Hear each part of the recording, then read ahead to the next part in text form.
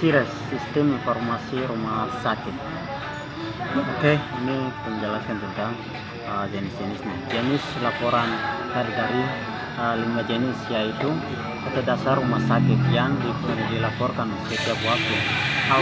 Apabila terdapat perubahan data dasar dari rumah sakit, sehingga RL1 ini bersifat setiap saat. Jadi setiap rumah sakit atau puskesmas itu mendapatkan dengan laporan. Jadi petugas yang ada di sekitar itu menentukan laporan. Laporan itu setiap saat, setiap waktu, setiap hari, setiap minggu, setiap bulan, dan setiap tahun. Setelah setiap tahun itu baru dikumpulkan atau didaftarkan semua, itu dikirim ke atasan. Seperti begitu. Kita melangkah ke tugas yang kedua, data ketenangan. Ketenangan yang dilaporkan terletak setiap tahun. Ketenangan ini dibicarakan dengan di puskesmas tertentu.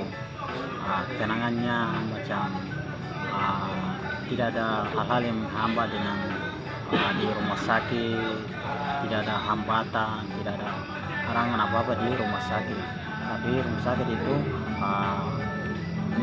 pasien itu apa semua itu berjalan dengan baik. Ya, itu seperti begitu. Dan lanjut ketiga, data kegiatan pelayanan rumah sakit yang dilaporkan berletak setiap tahun. Pelayanan di rumah sakit ini dilaporkan pada saat setiap tahun. Satu tahun itu dilaporkan. Contohnya misalnya macam satu tahun itu pelayanan sedang jalan sampai itu didatakan, data nama-nama atau apa saja pasiennya keluar masuk itu semua didata. Satu tahun langsung dilaporkan hasil itu ke atasan atau ke puskesmas yang ada di kota atau di situ. Seperti itu. Melangkah ke yang nomor 4, data mobilitas pasien yang dilaporkan terletak setiap tahun. Ya, mobilitas ini bicara tentang data pasien. Pasien itu misalnya setiap tahun itu berapa orang, itu dijumlah dari hari, minggu sampai bulan, dijumlahkan semua sampai satu tahun itu dilaporkan semua berapa pasien yang sudah masuk dalam puskesmas atau rumah sakit itu, yang mereka akan menangani. Itu dilaporkan ke atasan. Ya, kita melangkah ke yang kelima, data bulanan yang dilaporkan secara rutin setiap bulan. Bersihkan data kunjungan dan data 10 besar penyakit. Ini kan dengan data yang terbesar di antara itu semua.